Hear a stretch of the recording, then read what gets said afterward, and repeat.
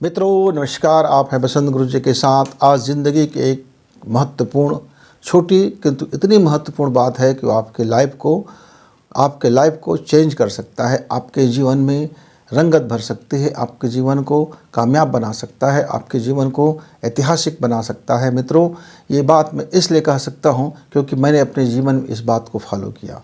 वो कौन सी बात है मित्र? यदि आप किसी काम को हाथ में लेने से पहले डरते रहेंगे और बार बार सोचते रहेंगे, शंका से घिरे रहेंगे, शंकालु मन रहेगा, डरपोक मन रहेगा, अंदर से साहस नहीं होगा, अपने भीतर की प्रेरणा को नहीं सुनोगे और किसी दूसरी की देखा देखी निर्णय करोगे, कोई काम को करोगे, किसी प्रोग्रामिंग को करोगे, कहीं कुछ भी अपने जीवन में यदि आप डिसीजन सिर्फ देखा देखी करते हैं, वो सफल है तो मैं सफल हो जाऊंगा, उसने ऐसा किया तो वो ऐसा हो गया, तो ये डर और भय का माहौल जब तक कि आपके भीतर रहेगा, आप यकीन मानो आप कुछ भी नहीं कर सकते और जीवन पूरी तरह से बेकार और छुछा हो जाएगा। मित्रों, मैंने अपनी जब पढ़ाई पूरी की तब तक हमको इस बात का बिल्कुल ज्ञान नहीं था कि हमको करना क्या है, नहीं करना क्या है। हम अलग अलग मित्र थे, अलग अलग परिवार से आते थे।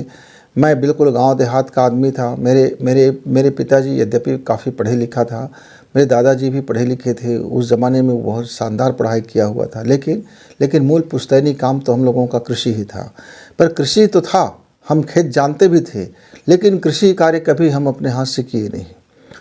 अब ये कह सकते हैं कि इतना पर्याप्त पूंजी था कि हम उसको काम करा लेते थे, लेकिन मैं अपने उस गांव में भी देखता था, हमारे जितने भी और धनाढ़ लोग थे, पर उसने अपने हाथ से भी काम किया करते थे और मज़दूर से भी काम कराया करते थे। लेकिन हम लोगों का घर का शैली थोड़ा व्यापारिक शैली था, व्यापार व्यवसाय में ज़्यादा फोकस था। तो घर के धार्मिक प्रवृत्ति भी थे, आर्थिक मजबूती भी था, सब कुछ था। तो इन चीज़ों से मेरा परवरिश होकर के मैं उठ कर के आया था। मेरे एक मित्र ऐसे थे जो मध्यम वर्गीय था, जो हर काम अपने हाथ से क्या करते थे उनके घर वाले, और हर काम में बड़ी सोच विचार करते थे, बहुत डर जाते थे, कहीं पैसा नुकसान हो गया, कहीं ये हो गया। मेरे एक और मित्र थे जो मुझसे भी कम से कम 4 गुना अमीर थे। उनके घर में सिर्फ पैसे की भाषा था, मतलब हर समय एक ही उनके घर में विचार होता था कि कैसे धन को लगाया जाए और धन को कैसे बढ़ाई जाए, यानी टोटली एक व्यापारिक बुद्धि था। व्यापारिक बुद्धि होने के नाते उनके घर में राजनीतिक लोग भी थे, क्योंकि व्यापार को पोषित और फलित करने के लिए, समाज के बीच में जाने के लिए, घुसपैठ बनाने के लिए राजनीति भी उनके बीच में था, और एक प्रशासनिक अधिकारी भी था, क्योंकि ये सब पैसे की, बड़े बड़ी पैसे के लिए ये सारी चीज़ें हो जाती हैं। अब हम लोगों के बीच में ये बड़ा फ़र्क आ गया। तो जो मेरा वो मित्र था जो मुझसे भी बड़ा आदमी था, धनाढ़ था, मैं तो मध्यम वर्ग के परिवार से था।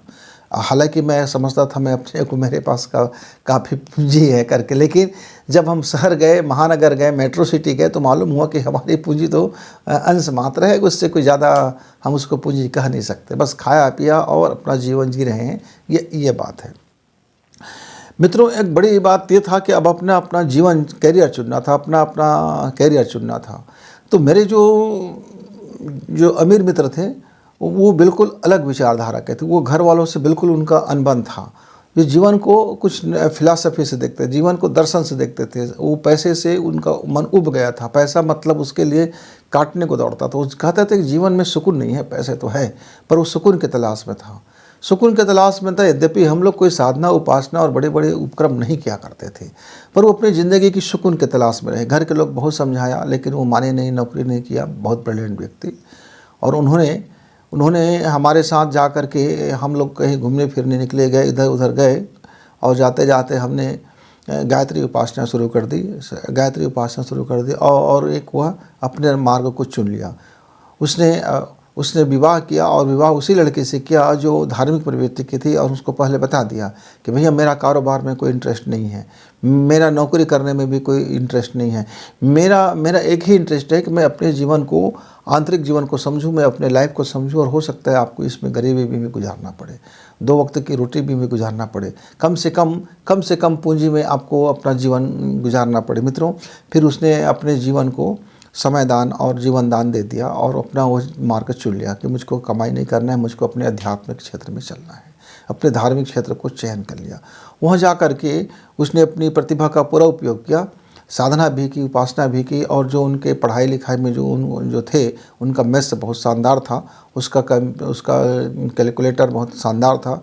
वे हमारे समय के सब बहुत ज़्यादा ब्रिलियंट गणित में जानने वाले बच्चे थे। उस जिस आश्रम में रहे, जहाँ रहे, उसने उसका भरपूर उपयोग किया और वहीं वो अपना जीवन यापन करते रहे। लेकिन उनकी बीवी आगे चल करके उनके मन में क्षुब्धता हो गया। उनको लगने लगा कितने बड़े अरबपति पूंजीपति आदमी पूंजी छोड़ करके एक छोटी सी ज़िंदगी जी रहा है, और वो मन में उनका कभी कभी हो जाता था। उनके बच्चे ने भी कहा कि पिताजी हमको दादा के पास छोड़ दीजिए, हमें धन वैभव में जीवन जीना है। उसने अपने बच्चों को अपने पापा के पास छोड़ दिया, कहा कि मेरी विरासत तुम ले लेना। और लेकिन अपनी ज़िंदगी वो बिल्कुल बदले नहीं, वाला कि मेरी आंतरिक प्रेरणा ने जो मुझे कह दिया, मुझे राय रत्ती चेंज नहीं करना है मित्रों।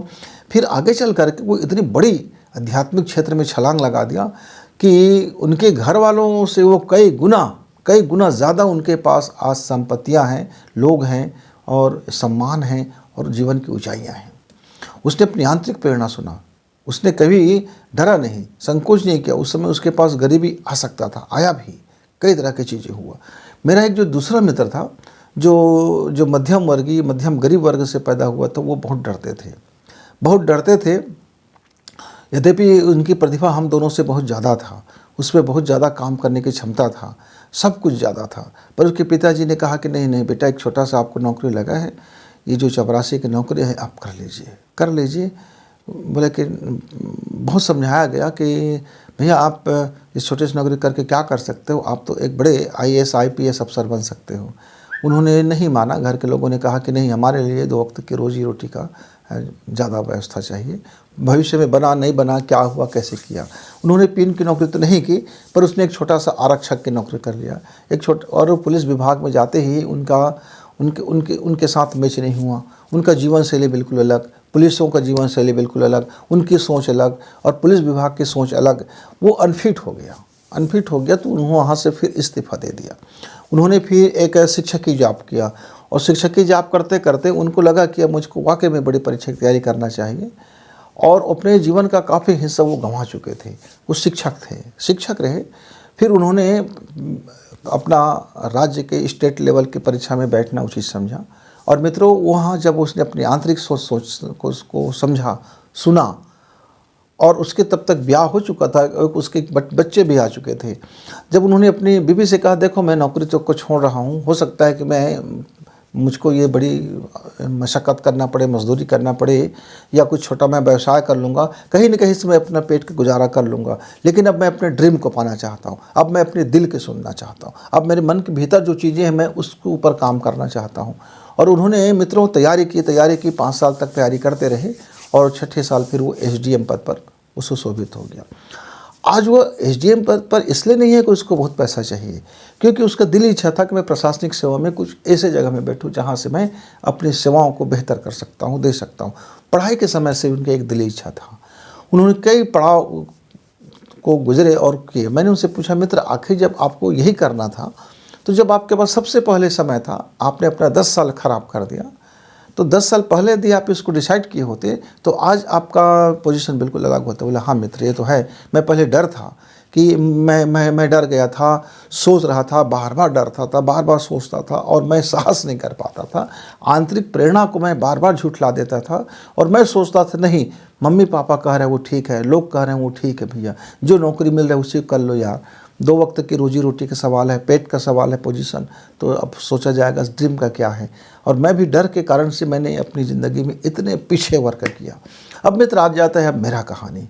अब हम 3 मित्र थे, तीनों अलग अलग दिशाओं में काम करते थे। तो मेरा शुरू से स्पष्ट विजन था कि मुझको मेरा रुचि बिल्कुल धन में नहीं था, धन में था ही नहीं, मेरा रुचि तो सिर्फ ज्ञान में था। और मैं सरस्वती का जो बहुत ज़्यादा उपासक होने के कारण सरस्वती और गायत्री मेरे जीवन में रोम रोम में बचपन से ही प्रभावित था। तो मैंने अपनी आंतरिक प्रेरणा सुना, मैंने शुरू से अपनी आंतरिक प्रेरणा सुन ली, और मैंने किसी प्रकार की इधर उधर हाथ पैर नहीं मारा, ना जीवन में सोचा। कितने लोगों ने मुझे समझाया कि सरकारी जॉब कर लो, नौकरी कर लो, इस पद में चले जाओ, हमारे पास पैसे क्यों, ये व्यवसाय कर लो, ये कर लो, वो कर लो, ये ट्रेनिंग कर लो। मैंने सारी ट्रेनिंग किया। घर वालों ने कहा ये ट्रेनिंग कर लो, मैंने कर लिया। घर वालों ने कहा ये फॉर्म भरो, मैंने भर दिया। घर वालों ने कहा परीक्षा में बैठ जाओ, तो मैंने बैठ गया। लेकिन जाना नहीं जाना मेरा अपना चयन था, तो मैं वहाँ से कह देता था कि मुझको नहीं जाना है, बड़ी बड़ी परीक्षाएं आयोजित किया, बड़ी बड़ी परीक्षाओं में सम्मिलित हुआ, सारे एग्ज़ाम निकालते गए और घर को संतुष्ट भी करता गया, देखो कि मैं इसके काबिल हूँ, मैं डर नहीं रहा हूँ, मैं भाग नहीं रहा हूँ, मैं जानता हूँ इतना मैं कर लूँगा। लेकिन मेरी अंतः प्रेरणा कहता है मैं इस काम के लिए इस धरती पर नहीं आया हूँ। मेरा जो काम है, मेरा अंतः प्रेरणा में जो सुख मिलता है, आनंद मिलता है, मैं वो काम करूँगा। घर के लोगों ने कहा उसमें फूटी कौड़ी का आमदनी नहीं है, घर के बाल बच्चे के पास पैसा कहाँ से लाओगे, अपने परिवार चलाने के लिए सारी चीज़ें कहाँ से करोगे, उद्यम। मैं बोला देखो मैंने जब ईश्वर ने मुझको प्रेरणा दिया है उस काम को करने के लिए तो मैं करूँगा। और मित्रों, मैंने अपने जीवन का पूरा 35 बरस उस काम में लगा दिया। मुझे राय रहती है, अफसोस नहीं है कि मैंने उस काम में अपना जीवन लगाया, क्योंकि कहीं से भी मुझे नुकसान नहीं है। पहले हर वो संकट से गुजरना पड़ा, हर मुकाबला करना पड़ा। जो भी जीवन में तकलीफ़ें आए, जो भी जीवन में कष्ट आया, जो भी जीवन में प्रॉब्लम से खड़े हुए, जो अपने कार्य क्षेत्र में जो प्रॉब्लम से खड़े हुए, वो सारे प्रॉब्लम्स को फेस करता गया, निडरता से फेस करता गया, सजगता से उसको फेस करता गया, ध्यान से फेस करता गया। मित्रों, हम कामयाब ज़िंदगी जिए। मेरे वो मित्र ने, मेरा जो पहला भाई मित्र था, वो भी अपनी ज़िंदगी में कामयाब ज़िंदगी जिया। क्यों? क्योंकि उसके विजन में था, वो उसको अपने क्षेत्र में जाना था। उसका जीवन एक संन्यास का जीवन उसको भा रहा था। उसके अंदर में वही था, बस उसके जीवन में मंत्र जप करना और पूजा पाठ करना, उसकी धार्मिकता की थोड़ी सोच अलग था और उसकी साइकोलॉजी थोड़ी अलग था और मेरा साइकोलॉजी कुछ अलग था। क्यों? क्योंकि दोनों अलग अलग परिवेश से जन्म लिए थे। उनके पास वो अपार धन देखा था, धन के पीछे जो खेल था उसको देखा था, धन में जो शांति नहीं है, सुकून नहीं है, प्रेम नहीं, उसको देखा था, मान सम्मान कैसे ख़त्म हो जाता है उसको देखा था, पैसे वाले लोग क्या क्या करते हैं ये देखा था।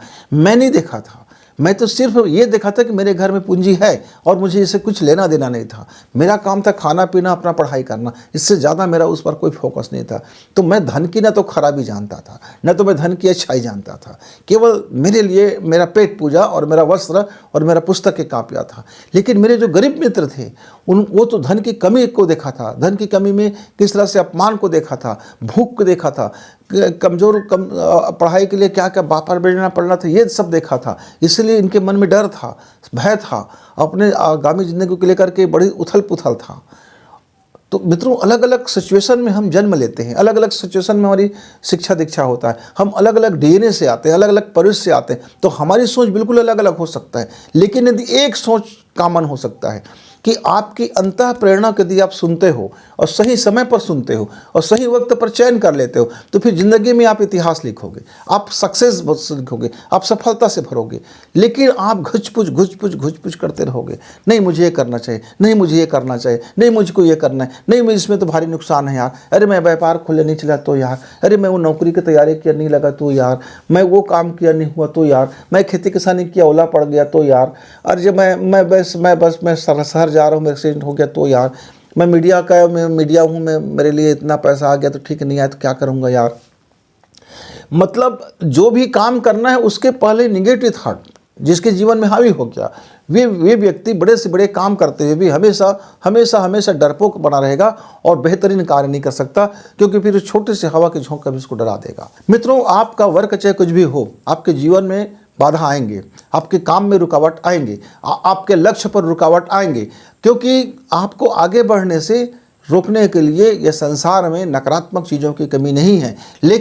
लेकिन सवाल ये है मित्र, आप यदि प्लानिंग करके चलते हो, आपका डिजाइन क्लियर है और आपका जो प्लान है, जो आपका मास्टर प्लान है वो एकदम क्लियर है, यदि तो आपकी सोच और थॉट यदि क्लियर है तो आपके लिए सारी बाधा को आप पार करते हुए जाओगे, क्योंकि आपके अंदर में वो साहस होगा, वो डेयर होगा, वो काम करने की दक्षता उत्पन्न होगा, वो प्रखरता होगा, वो आप जुझारू पर रहेंगे, आप अंदर से जुझारू रहेंगे, बाहर से नम्रता रहेंगे। नम्रता जीवन है, व्यवहारिकता जीवन है, प्रेम जीवन है, आनंद ये तो नैसर्गिक है, इसको आपको ढूंढने की जरूरत नहीं है। शांति आपके भीतर है, वो नैसर्गिक है, प्रेम आपके भीतर है, वो नैसर्गिक है, आनंद आपके भीतर है, वो नैसर्गिक है। जो बाहर है उसको आप हासिल कर सकते हो, जैसे समधन वो बाहर है, वो आप हासिल कर सकते हो।